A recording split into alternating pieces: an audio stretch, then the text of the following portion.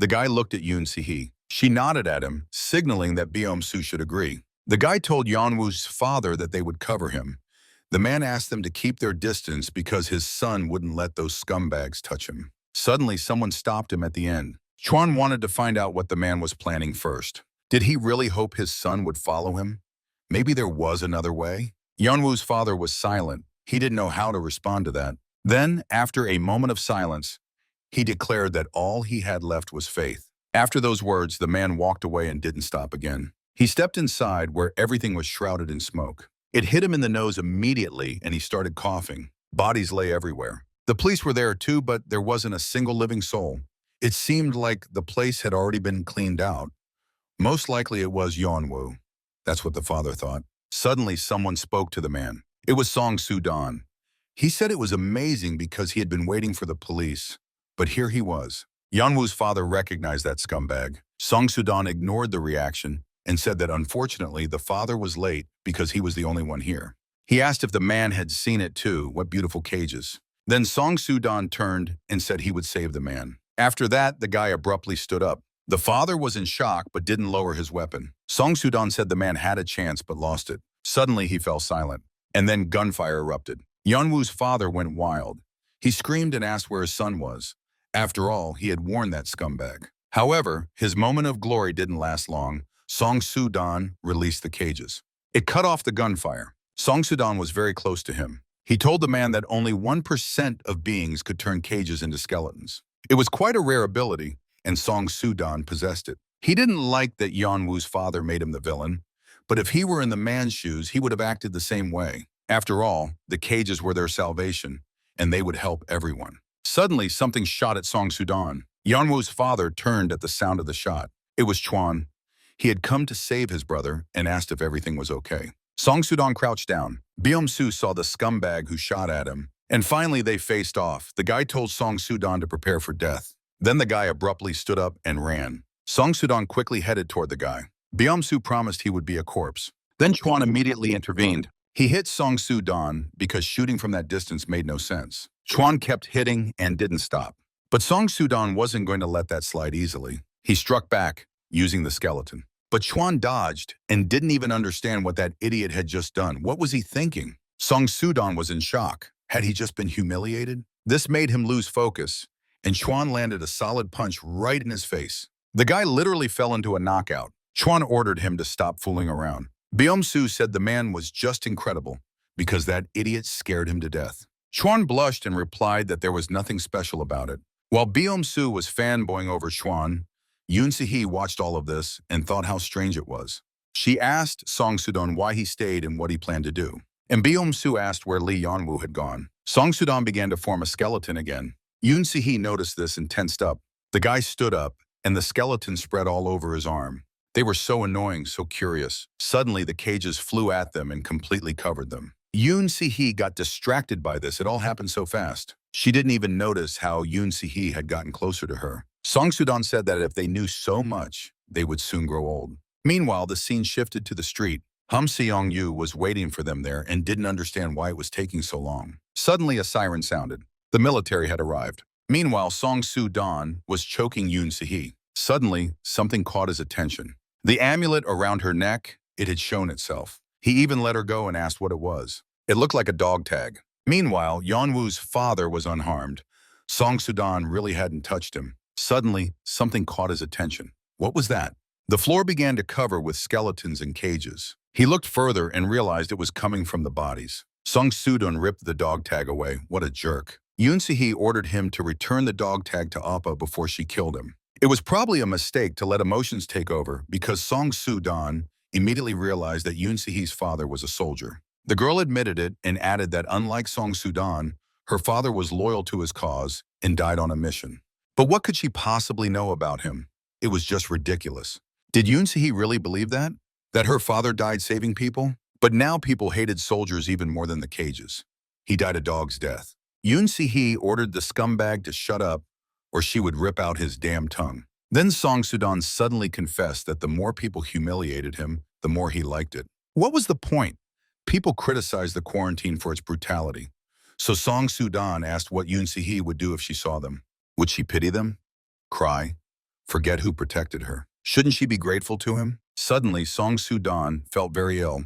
Everything in front of his eyes blurred. He felt a sharp pain as if he were about to have a stroke. His body twisted in agony, and all because Yeon-woo's father was burning the cages. He grabbed all the skeletons, realizing that Song Soo-don had left them behind. The guy didn't understand how that man knew. He attacked the infected body that was connected to him. Yeon-woo's father told Si-hee that he was fine, and while Song Soo-don was vulnerable, Yoon Si-hee lunged at that scumbag and demanded he return the dog tag before she gouged his eyes out. She also demanded to know where Lee Yeon-woo was. What were they planning to do with him? Song Soo-don stood up and asked if she was sure she wanted to hear this. He wanted Si-hee to understand that Yeon-woo was simply destined to be Seoul's savior. Did she really think the cell epidemic was over? How naive. It wasn't wise to believe everything the military said. He asked if Yoon Si-hee was really sure there were no cells left in Seoul. Did she have any idea how many people had been infected just by getting close to them? No, it couldn't be. Yoon Si-hee didn't believe it.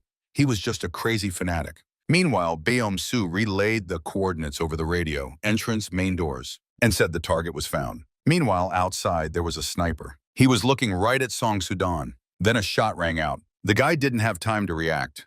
He certainly didn't expect that. After that, the military rushed in. Everything happened very quickly. Song Soo-don was coming to his senses after such an attack. Yoon Si-hee didn't pay attention to everything happening because she wanted to understand what Song Soo-don meant. Were there infected people left in Seoul? Could it be, were the infected outside of it too? She demanded answers. What was the army hiding? Did he really want to say that the incubation period had changed? Yeon-so told Yoon Si-hee that they needed to leave, and fast. He had to pull Nuna away, but she was still resisting. Then they heard the shouts of soldiers who spotted the team and were waiting for them to exit through another way. And then Yoon Si-hee realized there was no time for talk. They needed to run before they got caught. So the alliance of the Blue Cloaks fled from the military. They climbed the stairs up, but heavy footsteps could be heard behind them. They were being chased. Then they realized they were completely surrounded. The kids hid in a room, and then Yoon Si-hee understood that Song Soo-don had deliberately waited for the police so they wouldn't run after the others. As the adrenaline faded, the kids realized they were in a medical center. And that meant they could find medicine here. Yeon-so was really excited about that idea. Suddenly, what was that? A chair propping the door? Yeon-so decided to check. Obviously, someone had intentionally blocked the door. He opened the door and couldn't believe what he saw. There was a body. Yeon-so didn't know it yet, but it was Soyon. Those scumbags had locked her in a closet. The guy was just stunned. He didn't know what to do. Soyon was barely conscious. Just then, Yoon Si-hee came running in with screams and questions. But Yeon-so didn't have answers to all those questions either. Suddenly, they heard sounds. The soldiers heard them and were about to check the kids' hiding place. But they all quickly hid. At first glance, it wasn't obvious. However, the men weren't calming down. It couldn't just be a figment of their imagination. But the closet, its doors were treacherously ajar. Because inside were Yeon-so and Soyon hiding. Suddenly, he noticed something. There was hair stuck to her lips. And he thought it was a brilliant idea to remove it right now. And at that moment, Soyon woke up. Yeon-so was so flustered, he didn't know what to say or do, so he just stammered a greeting. But Soyon had a very good reaction, so she immediately charged at this pervert who was touching her lips in a closed closet. Yeon-so was so scared that he could barely hold back his tears. That's when Yoon Si-hee intervened, rushing in at the sound of screams and chaos. But she froze the moment she saw her. Soyon realized that this stranger was with that creep.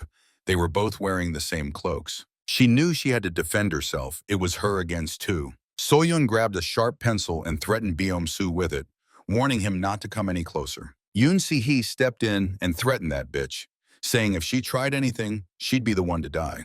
Suddenly, two shadows loomed behind Yoon Si-hee. The girl reacted immediately. The men entered the room.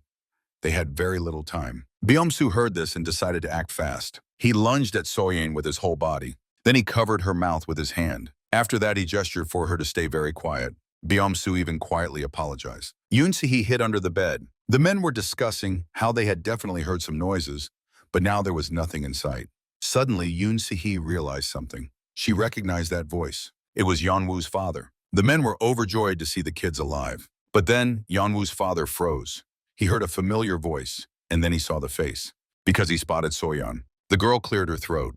It seemed she had caught a cold in that basement. Yeon-woo's father called her name, and she was so glad to hear her name spoken. But then she realized she was looking at a familiar face, a familiar person. The man lunged at her. Wasn't he mistaken? This was Soyon. Did she remember him? The girl began to comprehend what had happened. Suddenly, she remembered. Yes, Yeonwoo's father had changed a lot over time. He had grown a beard. She recognized Yeonwoo's father, who reassured her that she was okay and that everything was fine now. Soyeon quickly rushed to tell the man that they were in trouble. Isuri was in danger. Park Min was. The girl was so anxious that her explanation was hard to follow. The man tried to calm Soyeon down so she could explain properly. She said that Park Min was now with Zergi, and he had locked them up with his Shuri in a filthy, stinky basement. Then Yeonwoo's father understood who she was talking about. Their classmate Park Min. Soyeon suspected that Yeonwoo might be useful to that scumbag. But Park Min knew he wouldn't agree to anything easily. So the creep kidnapped Soyeon and Isuri as bait. Zergi was experiencing cell necrosis. This information shocked the man more with every word. Chuan knew very well what necrosis was. Did this mean that the cells were dying? So they were trying to find someone who could help them. Soyeon didn't know the answers to these questions, but she knew they needed Yeonwoo for something. The bodies of those creeps were infected.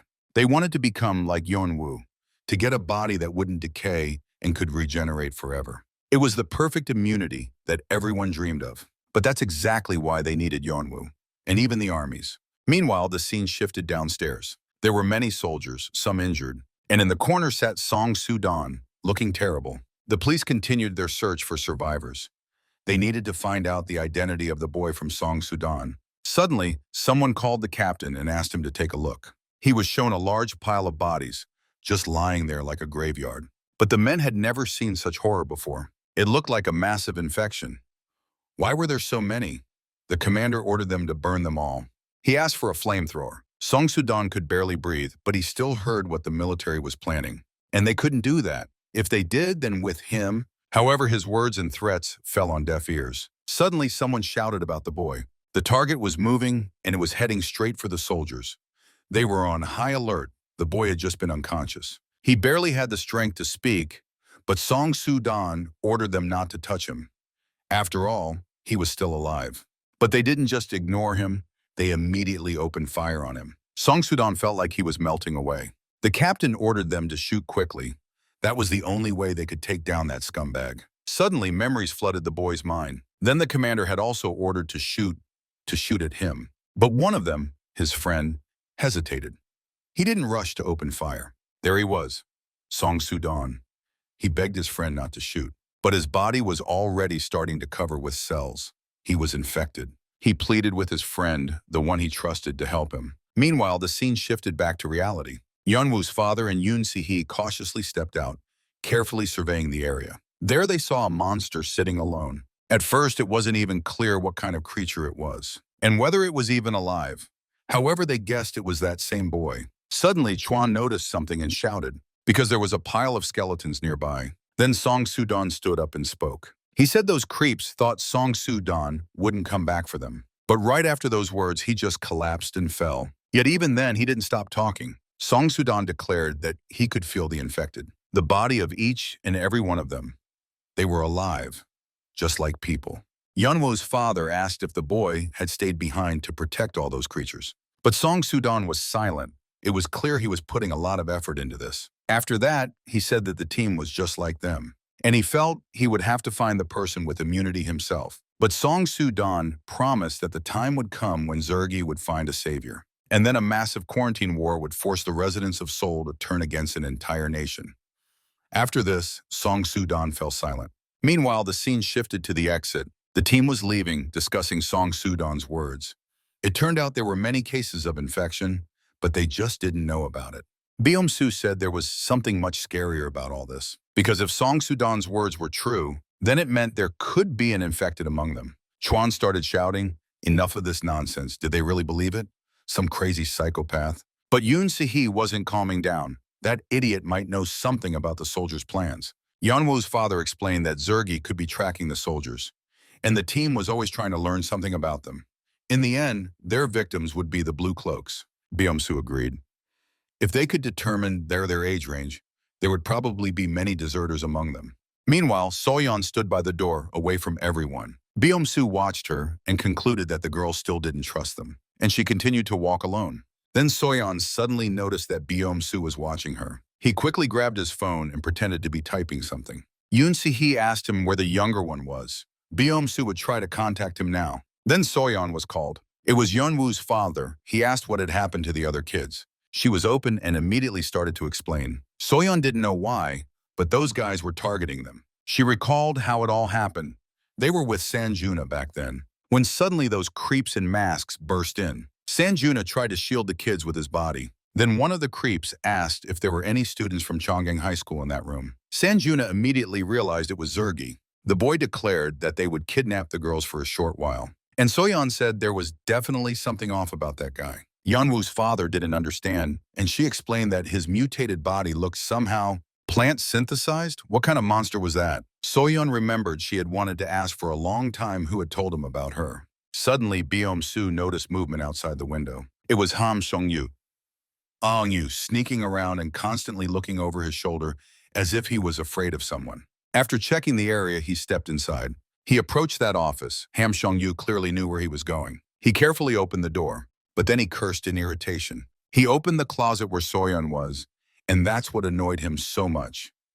As if he had left the girl there. Suddenly, a voice behind him asked what he was doing there. Ham Seong-yu saw Soyon, and he looked like he had just been caught red-handed. He tried to hide his anxiety, but his voice gave him away. Ham Song-yu decided to immediately attack with questions. Was that Soyon? Had Zergi caught her? She replied that she was there waiting for someone to come and free her. Then Ham Song-yu stepped closer to her. He took off his mask and replied that Soyon had just wasted her time. She realized that the place had already been cleared out, and she thought Ham Song-yu would come with that drug dealer. Then she asked if Ham Song-yu had kept in touch with Park Min. They had been friends before. But the boy said it didn't matter now because they had some problems. Ham Song-yu reached into his pocket and started searching for something. Then a familiar voice replied that she knew about the problems. It was Yoon-se, and others had come with her. The girl said they had been waiting for Ham Song-yu, and that scumbag hadn't contacted them at all. After that, they drew their weapons and aimed them at him. Yeonwoo's father shouted. He quickly became furious. Because he realized it was Ham Song-yu, he was the one working with Zergi. The boys started to panic, stuttering. He begged them to wait because they had misunderstood everything. But Chuan wasn't going to wait. He immediately landed a few kicks on Ham Song-yu. He explained that Park Min was indeed somehow connected to those creeps. But in this situation, he was the victim. And he forced him to carry out his orders. Ham Song-yu tried to kill him. He swore he had come here to save Soyon. After that, Ham Song-yu reached into his pocket and pulled out water, saying it was for Soyon. He said the girl didn't even realize how much Park Min was suffering from guilt. Over the guilt he felt for Yeon-woo. Ham Seong-yu declared that it was time to deal with that scumbag, and there was a reason for that. He had treated her too harshly back then, even if it was the only way out at that moment. Park Min stood off to the side, scared. He shouted for Yeon-woo to wait. The guy was holding some phone in his hand, but he didn't listen to Park Min and just tossed it aside, smashing it hard. Yeon-woo asked him if he wanted to use it. To Park Min, he was still the one who would bring the alcohol, just like back on the cable car. After that, the jerk got hit by his own people. He couldn't believe they were actually listening to Yeon-woo. Park Min couldn't take it anymore. All his fake friendliness vanished. He said Yeon-woo was just a loner in school and wouldn't even stand next to him. Then Ham Song-yu said that Isuri was fine. She was safe with Lee Yeon-woo. Soyon asked about Park Min if he was safe. Ham Seong-yu hesitated. Then he replied that he hadn't been lucky enough to see him because the police showed up quickly after that, and he barely managed to escape from there at all. Then Yoon-se got tired of all this nonsense. She snatched his phone and decided to check his messages first. Yoon-se asked, reading if he was nearby. Ham Seong-yu couldn't lie, but he started to twist the truth, saying Park Min was infected and in cahoots with Zergi. Yoon-se said that was good. Killing him would help Ham Song-yu get rid of his guilt. Then Yeon-woo's father interrupted. He was fed up. He wanted to know what was next. Did Ham Song-yu have a plan? Had they figured something out? He said if he understood correctly, they were supposed to deal with Park Min first, then save Soyon and find Zergi. The man cut him off. That wasn't what he wanted to hear. Yeon-woo, what were his plans? Meanwhile, the scene shifted to another location, where Isuri was. She was still trembling and fast asleep. Suddenly, she jolted awake and sat up. Isuri immediately reached for her face to check the spot where she had been infected. Suddenly, someone told her that the cells were no longer spreading. It turned out to be Yeon-woo. He added that he had absorbed all the cells that could infect her. Instead of gratitude, Ishuri was outraged. What the? How could he? What had he done? She started yelling. Yeonwoo ignored her questions and explained that they were at one of the Zergi bases. He decided to join them for a while. Ishuri said Yeonwoo was definitely crazy. Did he even understand who these people were? They could burn them to ashes at any moment. Then Yeonwoo suddenly turned and took Ishuri's hand. She saw his hand, covered in scars from the cells. After that, Ishuri quickly pulled her hand away and ordered him not to touch her like that again. But Yeonwoo was just checking her and said the cells were fine. And if it stayed that way, Ishuri would also gain immunity. The cells wouldn't be able to spread anymore, and by coming into contact with them, Ishuri wouldn't get infected.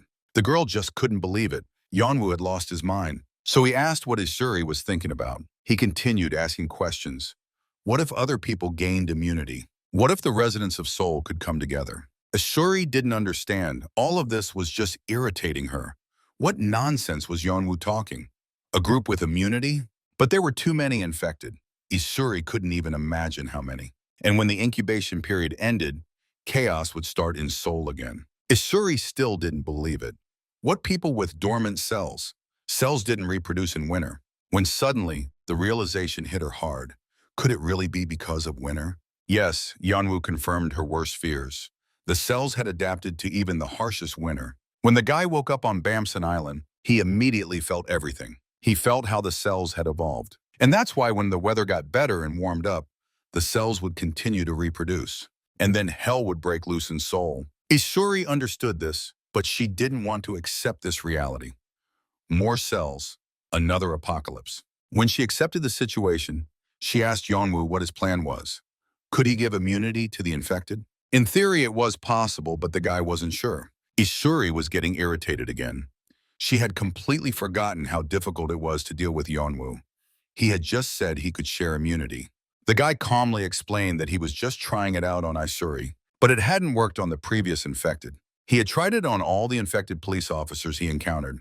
But every time Yeonwoo tried to absorb the cells of the infected, Ishuri interrupted him, not understanding how one could absorb cells. Yeonwoo had tried to do it before the cells mutated, but it was all in vain because they had penetrated too deeply. In the end, they died at his hands. So Yeonwoo said he had no forgiveness, but in the future, he would have to repeat this scheme anyway, because only this would bring Yeonwoo relief. He had just saved Ishuri's life. Maybe it wouldn't happen again, but meanwhile, Zergi had gathered somewhere. They came to Yeonwoo, calling him an invulnerable god. They said everything was ready, and they could start right now. They were planning to take over the Seoul station. Zergi rode off together on their motorcycles, making a crazy racket. They were going to seize the station and make it their hideout. Yeonwoo explained to Ishuri what was happening. He had already told her about the situation in Seoul. So for the sake of saving the cells, Yeonwoo decided to occupy the Seoul station. This way he could draw attention. Ishuri yelled at this idiot. Had he lost his mind? Because if Yeonwoo caused a ruckus at the Seoul station, soldiers would come after them. But the guy didn't care about that outcome. In fact, meeting the military was part of his plan. Ishuri just couldn't believe it. Did Yeonwoo even hear himself? What if they didn't listen to anyone and just quarantined him? He understood perfectly well that such an outcome was entirely possible, sooner or later. But Yeonwoo had no other choice. Ishuri ordered him to come to her. There was always another choice. Did Yeonwoo really think he could convince the military with these people? Suddenly, his friend's voice changed. It became very serious and sincere. Yeonwoo asked Ishuri as a friend if she thought he could do it. Meanwhile, the scene shifted to the old Zergi base. There, some people were hiding. Park Min was barely concealed. The guy kept thinking about Yeonwoo. Just a jerk. What did that loser think of himself? Park Min was furious when he thought about Yeonwoo. He punched the wall. After that, the guy laughed loudly. Damn, he was mad at himself for getting his ass kicked.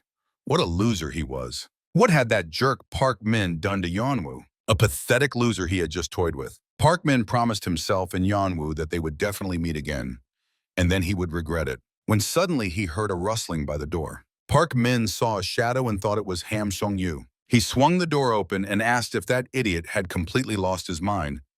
What was he doing here so late? When suddenly his dumb face took on an even dumber look. It was Yoon-se. She hit Park Min when he least expected it. She didn't even know what this jerk was supposed to look like, so she asked if it was him. Chwan recognized Park Min and asked if he was alone here. Then he heard the scream of a familiar voice. Soyon burst in, grabbing a gun that was nearby. The guys tried to hold her back, but the girl was just furious. She knew that jerk was alive after everything he had done to his Suri. He wasn't even human. He was a monster. Park Min couldn't take it anymore and exploded. Were they all mocking him? Did they decide to gang up on him today? Chuan sensed the threat, so without thinking, he knocked the jerk out to keep him from getting too worked up. He ordered the guy to be quieter because you don't talk like that around elders. Chuan hit him so well that Park Min lost consciousness. So some time passed before the jerk came to and found himself tied up. Yeonwoo's father advised him not to do anything stupid since they all came here for Park Min's soul. And each of them wouldn't mind destroying everything to hell, but only Park Min knew what was going on. When suddenly, the guy caught a familiar rat out of the corner of his eye. It was Ham Song-yu. He had come too. Park Min found it all just hilarious. First, the head of Zergi had attacked him, and now this ambush from that jerk. Yeonwoo's father declared that Zergi had fallen apart, and their leader had been killed by the police. But Park Min didn't believe it. It was a joke. Did they really think that was the only Zergi group? How naive. In reality, there were dozens of Zergi bases in Seoul, each led by different people. Song Soo-dan wasn't even close to them. Soyon interrupted. She had heard that Yeon-woo saved his Suri, so she asked if she was safe now. Park Min didn't want to tell the truth. He spoke in riddles. He asked how Yeon-woo had stopped the infection process in his Suri. It was hard to believe. But honestly, Park Min thought it was just a coincidence. Yoon-se couldn't take it anymore and scolded that jerk. How could he infect his own friends? Where did he get the cells? Even if he wanted to, they were hard to come by. To Park Min, it was funny. Did they know anything about Zergi? All the cells had been destroyed during the quarantine in Seoul, but outside, tons of cells remained. Yoon-se started to believe it. Park Min wasn't the first to say this. Did they really not destroy all the cells? The guy enjoyed their surprise. But Zergi existed not only in Seoul, they had spread all over the country. Some even sat in the government. They couldn't even imagine how many there were. Park Min realized they were vulnerable now, so he thought of something else to say to Soyon. Her parents. She obviously wanted to call her family. Park Min offered to help. Soyon would definitely be curious about how her parents were doing. The girl didn't fall for it. She ordered the jerk to shut up. What was wrong with him? What was his problem? But Park Min declared that they were all the freaks. After all, he had already said he held no grudge against Soyon. With Zergi's connections, it would be much easier to contact her parents. He knew they hadn't called their daughter in a long time. The government had cut off communication inside Seoul. What did they think Song-yu was listening to Park Min for? Because he understood that everything was in Zergi's hands. Park Min promised Soyon help if she saved him. He was unarmed and tied up, but the girl would never trust him again. She didn't even want to listen to him. Park Min didn't back down. He switched to Yeonwoo's father, thinking he had to listen to him. After all, the man had made a promise to the kids.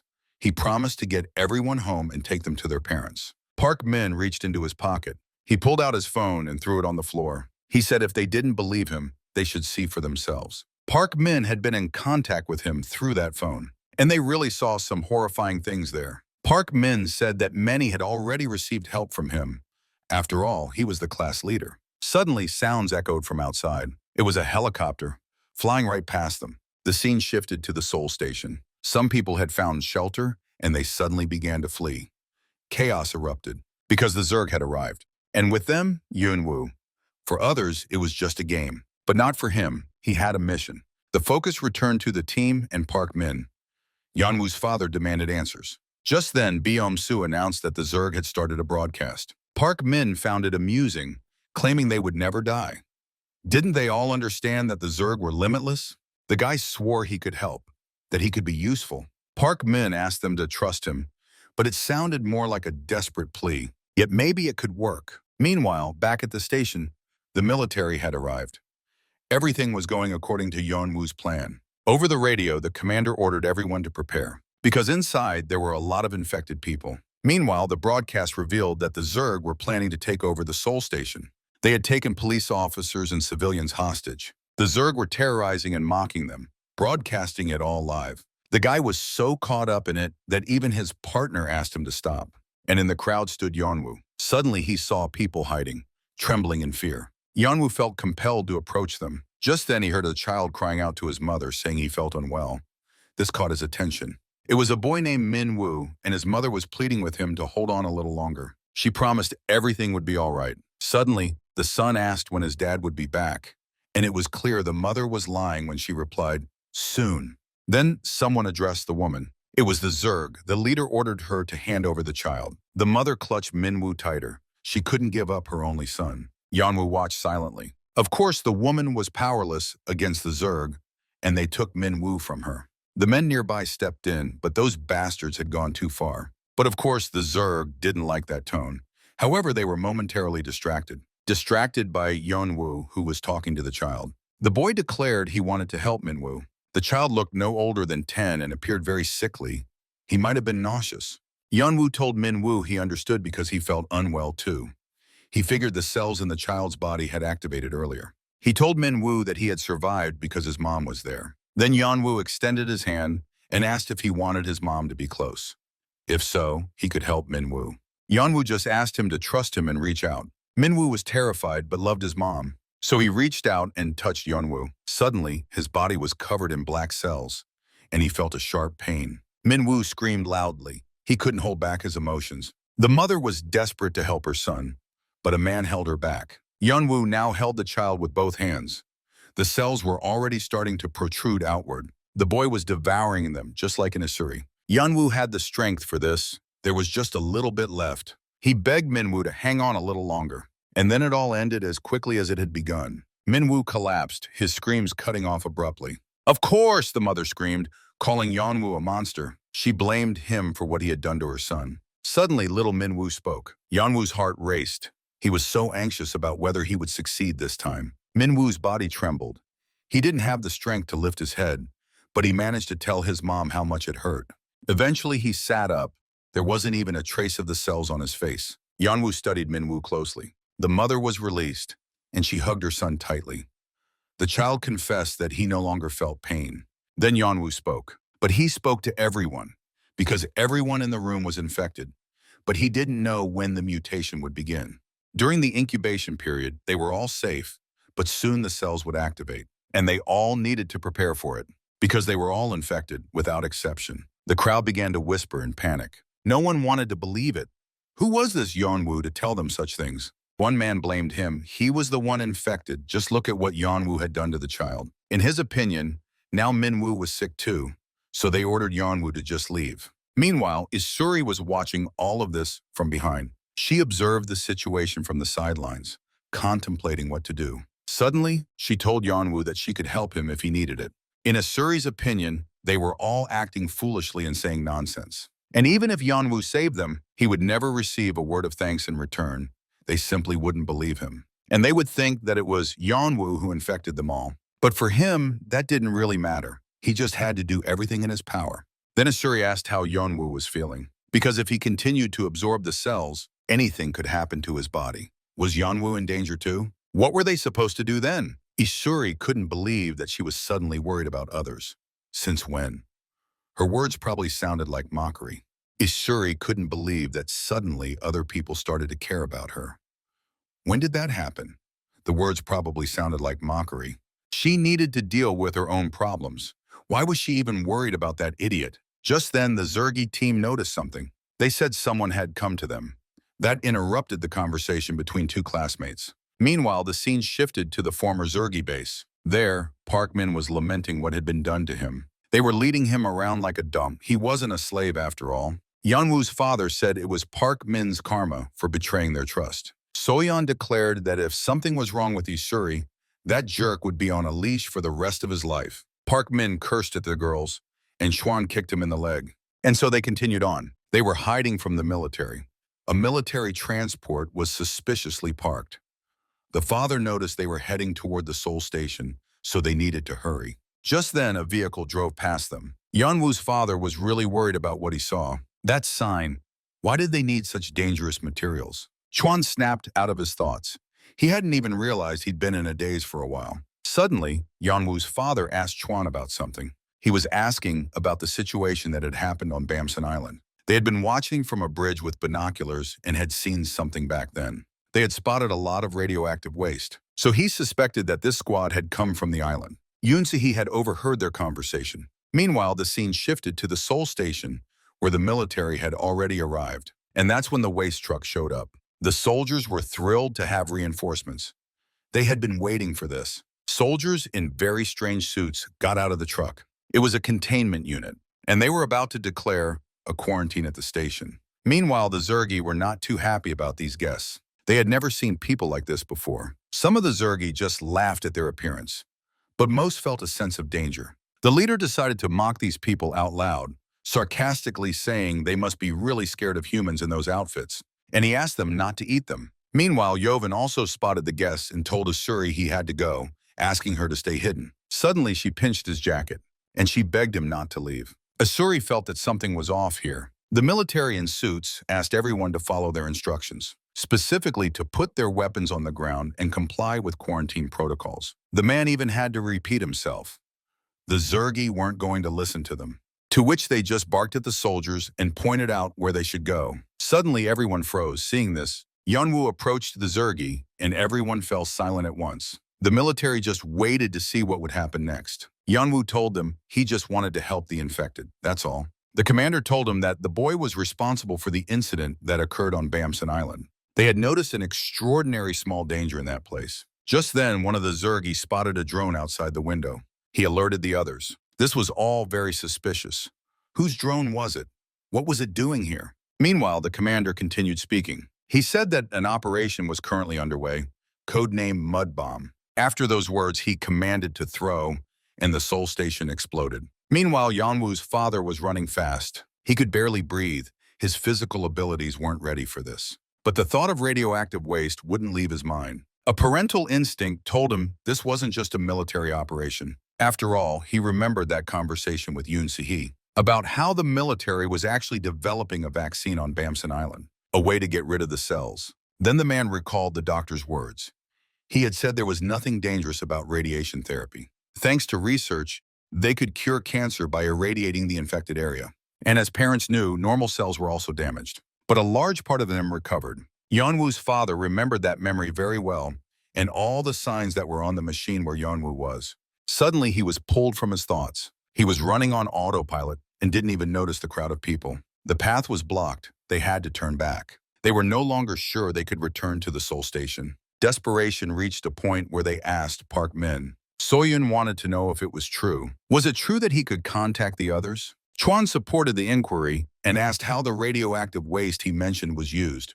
Were they really using it to catch cells? Suddenly, Yeon-woo's father intervened, stating that when interacting with radiation, cells broke down. Mutated cells had no chance of survival. So the man thought that the military territory on Bamsan Island was used for experiments with radioactive materials, since that place was far from the locals. But perhaps the radiation had already spread through the Han River. In any case, the man knew for sure that the effect of radiation on mutated cells was deadly. And in fact, he wasn't wrong in the slightest. As soon as the radiation penetrated, all the Zergi began to scream in pain and slowly die. They begged for it to stop.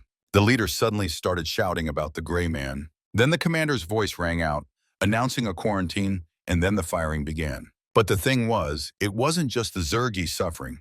Innocent civilians were also dying from the radiation. Cells began to appear on their bodies, and they cried out for help. The military started to notice this. Their gazes suddenly locked. And then the man immediately incinerated the obstacle. They left no one a chance. The commander said that if the military spotted anyone resembling the gray type, they should be burned immediately. They no longer cared who they were destroying, they just burned everything in their path. Meanwhile, Yeon-woo was still holding on, but barely breathing. He couldn't understand what was happening, but he could definitely feel that the dust was searing his body. Yeon-woo simply couldn't move, when suddenly Asuri appeared and pulled him away. She ordered him to hold on to her and to hold his breath. Asuri promised to get them out of there when suddenly a soldier noticed them. He wasn't going to let them escape, especially since their target was Yeon-woo. The commander told the boy that he would either die himself or they would kill him. Yeon-woo was in a lot of pain and realized he had no strength left here. The boy just started to fall. Asuri could no longer hold him. She yelled at that idiot Yeon-woo to pull himself together. The boy spent his last bit of strength to say he couldn't. He was giving up. It hurt too much. But Asuri didn't want to hear any whining. Yeon-woo had to lean on her, and together they would definitely get out of there. When suddenly, horror froze on her face. They made it out of the building, but there was a crowd of soldiers waiting for them, killing anyone who came out of the station. Some begged them to save them. And there was a mother with Min-woo. She hid her child and begged for help. She cried so hard, pleading not to hurt the child. Yeon-woo realized it was the boy he had saved. A soldier asked his partner what they should do. He was told that there were no exceptions to the protocol. Then a shot rang out. Blood spilled onto the ground. Then the soldier's attention turned to Lee Yeon-woo. He was practically a local celebrity. Everyone knew him. They found it amusing that the boy thought he could escape. He was a threat to the locals. Moreover, Yeon-woo had already absorbed radioactive materials, so without an antidote, he would die. He had nowhere to run, so the military suggested Yeon-woo follow the quarantine instructions. The boy remained silent, only breathing heavily and processing everything that had just happened. He couldn't turn his head away from that pool of blood. Min-woo was healthy. He could definitely survive. Yeon-woo's hand trembled. He was so angry at everything that was happening. He shouted loudly if this was all quarantine. They weren't even treating them like people because they were infected. But they were all the same. They were just cowards because they didn't know what to do. The cells had never been an obstacle to their extermination, and they killed their friends. The soldiers approached Yeon-woo, but the boy did nothing about it. When suddenly a familiar voice shouted his name, Yeon-woo immediately looked up, searching for her. "Soyon!" She shouted his name again. It sounded simply incredible coming from her lips. Yeon-woo saw Soyon running toward him, calling for the others. The boy just couldn't believe it was her. The whole team in blue cloaks was climbing into the station. They were rushing to Yeon-woo to save him. Yeon-woo's father also came to rescue his son, but he froze when he saw Yeon-woo surrounded by a bunch of soldiers. Still, he was glad he found him. Everyone immediately turned to the cries of the arriving people. The commander announced that civilians were on the railway, but they didn't understand how the blue cloak team managed to get in here. Then the commander said that they still related to their target, and those words struck deep within Yeon-woo. He suddenly spoke, finding some strength within himself. Then a Shuri intervened, warning the boy not to do anything foolish. But Yeon-woo wasn't listening. He began to approach the soldiers, and suddenly cells began to approach his body, flowing toward him like a magnet. All the cells that were nearby, those lying on the bodies of the innocent, burned people. Yeon-woo declared that those bastards wouldn't even dare touch those people, especially not his father. Then the commander ordered to open fire. Everyone raised their rifles. But Yeon-woo was ready for this. Then the shots rang out, very loudly. Even the team heard them. The father froze in horror. His boy, his Lee Yeon-woo. Meanwhile, events shifted to another location. A hideout near the Seoul station. Seong-yu was reading the news and was quite surprised. Every article was about Lee Yeon-woo. He had become a real star. Park Min was next to him. He was still a hostage. Seong-yu told his classmate that now Yeon-woo was the celebrity of their school. But before, that punk was a loser. Suddenly, Park Min slammed down, showing his displeasure with all of this. Seong-yu was very scared. Park Min said that if he didn't free him, it would be the end for them. And that was his last warning. He warned again that if Seong-yu didn't want to die, he had to untie him. The classmate agreed, but asked to wait a minute while he asked for permission. Then Park Min asked if Seong-yu really thought that if he couldn't kill him, he wouldn't kill someone else. After which there was a silence, a grave one. Then Park Min continued. He confessed that he had killed a lot of punks. So did Seong-yu really want to deal with him? He asked if he understood everything correctly. Then Park Min just laughed and asked why they weren't responding to Seong-yu. It was because he had killed them all. They all annoyed him terribly. And he warned that Seong-yu would be next, as soon as Park Min was free, when suddenly the boy fell silent. He asked what Seong-yu was doing, and that scared the classmate. After all, Seong-yu was recording their entire conversation and was scared he had been exposed. He started to panic and said he was admiring the new wallpaper on his phone. Park Min didn't believe him and just cursed at him. Seong-yu quickly ran away, but promised to return just as quickly. But the classmate still couldn't calm down and just screamed and cursed. Then Seong-yu suddenly stopped and froze. And he said something to Park Min.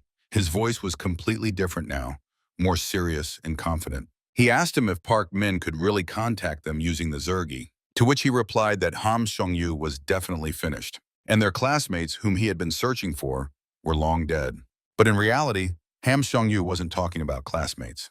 He was talking about a couple they had been with on Bamsan Island. They were like sisters, and Seong-yu asked if Park Min could find her. Meanwhile, events shifted back to the Seoul station, where everything erupted in flames. And it was all directed at Yeon-woo. When suddenly, cells began to cover the soldiers, they didn't even have time to react. Their flamethrowers and other weapons fell from their hands. Yeon-woo stepped closer to those bastards and simply stated that the situation had now changed. And he asked if the commander felt it. He should have felt how the cells had already spread through his body. So now the commander would also have to follow the quarantine, the same one he forced everyone else to follow. The soldier just cursed at Yeon-woo. He said that he had absorbed a few cells, but did the boy think he could survive? After all, the gray man would soon appear. So if Yeon-woo wanted to survive, he had to return to Bamsan Island. According to him, that was the only way Yeon-woo could survive. After those words, all the cells in the commander's body died and turned black. Yeon-woo did this on purpose. That man irritated him so much. He wanted the commander to suffer just like all those people he had killed. When suddenly, Yeon-woo heard someone shouting his name again. It was his father. He was the first to run to his son. But the man shouted for Yeon-woo to stop everything immediately. After all, he had already done enough. And those people, they were just following orders and nothing more. But the father didn't understand Yeon-woo. The boy just wanted everyone to live together, so that no one would be hurt. And they ruined everything themselves and forced him to do this. The father couldn't understand this and begged his son to stop. Then Yeon-woo ordered him not to come any closer, after which the commander's body suddenly exploded with cells. His father yelled, but he stood his ground. He ordered Yeon-woo not to even think about infecting that man. Meanwhile, Yoon-se was running toward them. She also asked everyone to stop, and she begged Yeon-woo to tell her everything he knew about Bamsan Island. Specifically, she wanted to know what had happened to the soldiers. After all, her oppa, he had died there on the island. Oppa was just following orders, and Yoon-se didn't even know what had happened to him. So she pleaded with Yeon-woo to share what they had been doing there. But the truth was, the boy didn't know the details about Bamsan Island. However, when Yeon-woo first saw the Zergi members, he noticed a resemblance to those who had been on Bamsan Island. They looked like gray people, just like those who appeared on Bamsan Island. Yeon-woo apologized, but that was all he knew. Then he asked them not to look for him anymore. Meanwhile, Isuri was running toward him, asking him to wait. Suddenly, something caught her attention. She stopped and stared at Soyon, who was begging Yeon-woo not to leave, saying she had been searching for him for so long. And she was really worried about her friend. She just asked Yeon-woo not to go. Her voice was practically pleading. He remained silent, so Soyon suggested they go together. That's when his father intervened. He shouted furious and ordered everyone to stop.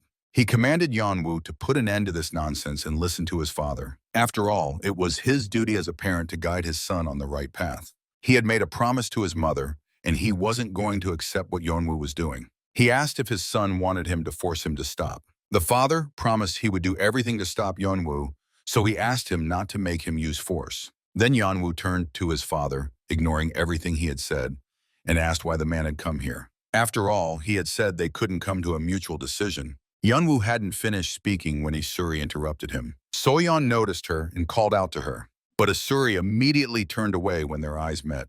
Meanwhile, the scene shifted to another location. They were still at the station, but the fire had long been extinguished. However, Yeon-woo was still very weak. Isuri was worried about whether he would survive. Yeon-woo didn't even have the strength to lift his head, but in a feeble voice, he assured her that he was fine. Besides, Isuri wouldn't be able to help him anyway. Too many people had died because of him. So what was he supposed to do now? Yeon-woo asked Isuri what he should do. Meanwhile, the news was showing the location where these events had taken place. Despite the fact that 8 months had passed since the cellular crisis, soldiers were still controlling the roads. Now the government had ordered the immediate elimination of those who refused to comply with quarantine conditions. As a result, martial law had been declared. The government had taken many incidents into account. These measures were implemented for citizens who were worried about the quarantine. From this, the professor concluded that the government had already taken the necessary actions. Many soldiers from the armed forces had become victims of a terrorist group, and the investigation revealed that their leader was a high school student.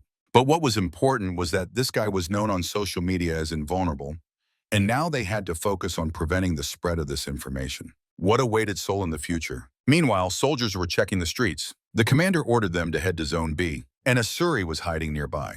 She was keeping an eye on Yeon-woo. The boy was completely exhausted and just collapsed. He couldn't go on. Suddenly, he heard some shouting and woke up.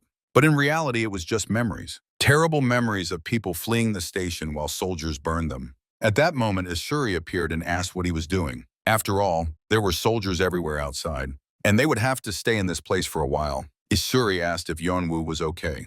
She wanted to go get food, but with the soldiers around, they couldn't get out. The boy spoke in short phrases about how hard everything was. Ishuri silently listened to his ramblings. Then she threw her jacket at Yeonwoo and told him to put it on if he got cold. She couldn't bear to look at him. Suddenly, Ishuri froze at a sudden question. Yeonwoo asked why it was him. Why out of everyone did he have to get such a power? Ishuri didn't answer. She just remained silent. Yeonwoo continued. He said he shouldn't have received it. Someone like him shouldn't have. He asked if things would have turned out differently if someone else had received such a power. Or, what if it had gone to Ishuri? The girl still remained silent. Then she said that everything could have been different.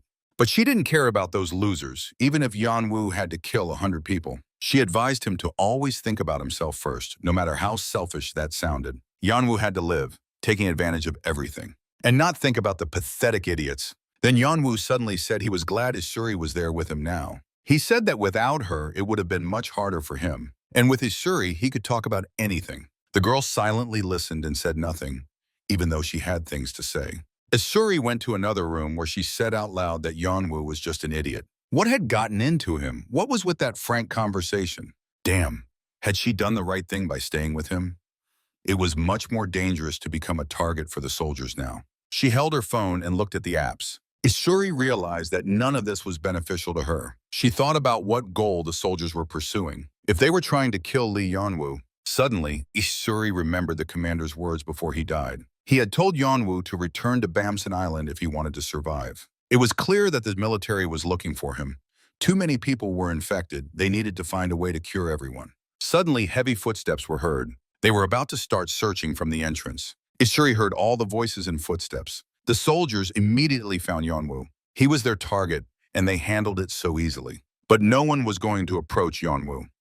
First, they ordered to search the other rooms and contact the main office. Suddenly, the boy calmly asked if the military could just leave him alone. After all, Yeonwoo admitted that he couldn't hold on any longer and wouldn't be able to harm anyone anyway.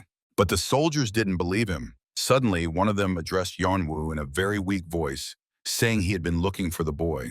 The other soldiers exchanged glances and were already on alert. Meanwhile, Ishuri cautiously peeked out of the room. Suddenly, gunshots rang out. By the door, 2 dead soldiers lay near Yeonwoo, and 1 soldier stood beside them. The boy was just shocked. The soldier had killed his partners and was trembling all over. After that, he tried to remove his mask with shaking hands. The man fell to the floor and begged for forgiveness. His body was very weak. He asked Yeonwoo to help him and was still trying to take off his mask. The boy didn't understand why he was being asked for salvation. The soldier kept repeating the same thing, asking for the same thing. He said he just couldn't control it. After that, he finally managed to remove his mask. It was clear that he was feeling very hot under it, as if he had a fever. Suddenly, the man said he couldn't return to Bamsan Island. Finally, he took off his mask, and then it became obvious.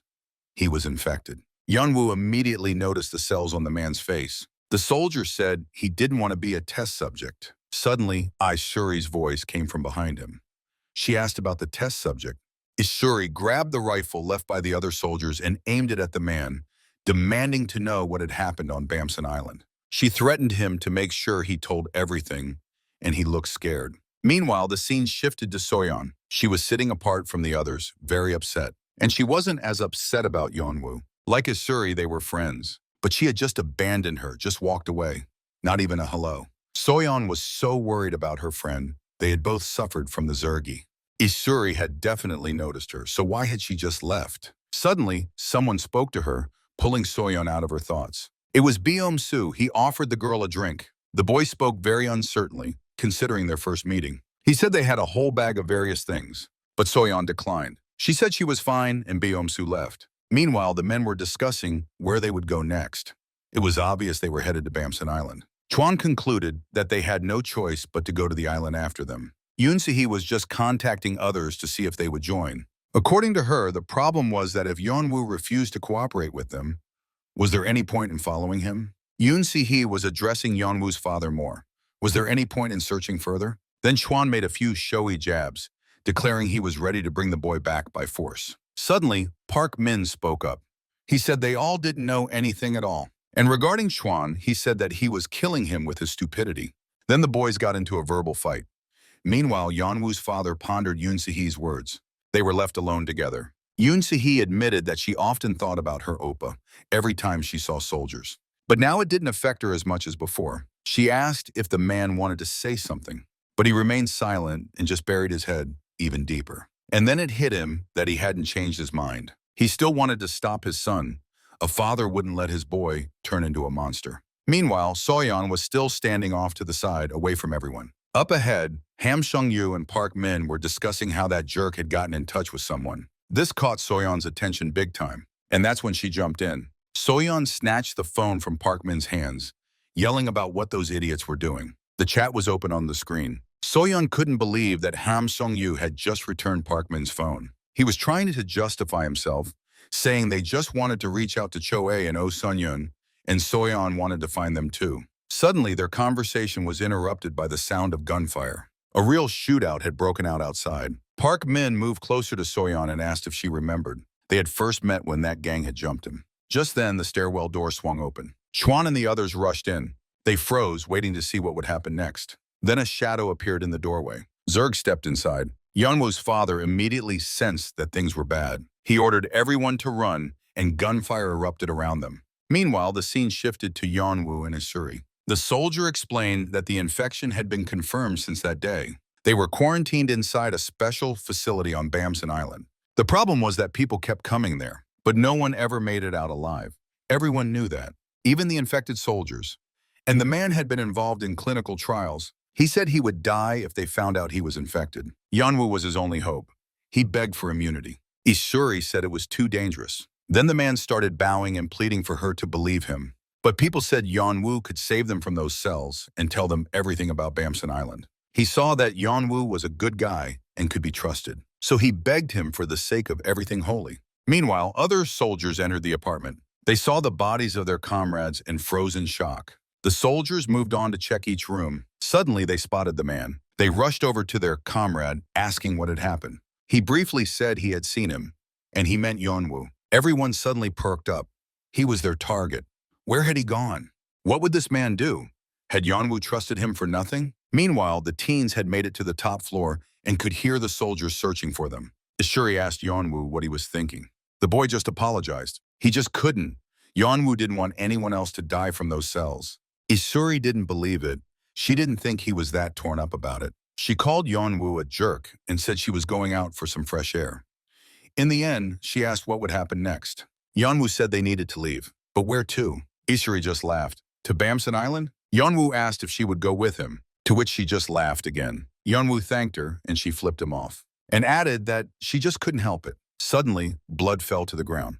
Isuri sneezed and realized it was her blood. She suddenly felt blood trickling from her nose. Meanwhile, Soyeon was being taken by the Zerg. Just like the others, they were all being snatched up by those jerks. Soyeon screamed loudly when she suddenly saw something strange and fell silent. There were Zerg standing by a soldier. He was swearing he didn't know anything more about the target. But it seemed that wasn't enough for the jerks. The leader asked if the soldier was scared. The man shouted that they had promised not to kill him if he told them everything he knew. But then the Zerg said they weren't planning to kill him at all. The man screamed when he realized what was coming next. Zerg's hand was covered in mouths and teeth. They were just going to save the soldier from death. And then the man screamed loudly. The others watched, their blood running cold. Cells oozed from Zerg's hand, looking like vines and even having thorns. He asked if the soldier had ever seen a Venus flytrap eat people, and added that it was literally right at his fingertips. Meanwhile, the soldier's entire face was covered in cells, and Zerg said he could live inside him. Everyone else was just shocked by what they were witnessing. What was this jerk creating? What had he done to that man? Were they next? Then the leader got distracted and noticed something interesting. He recognized Park Min and grabbed him. The boy begged his brothers to save him while the leader was choking him. He asked if Park Min had betrayed him, but the boy swore he was caught and had no other choice. He pleaded for a chance to explain while his body was being covered in vine-like cells. Meanwhile, the scene shifted to a remote place for solitude. The leader asked if the commotion was about that boy with immunity. Park Min was on his knees, swearing he had tried to talk Song Soo-don out of it.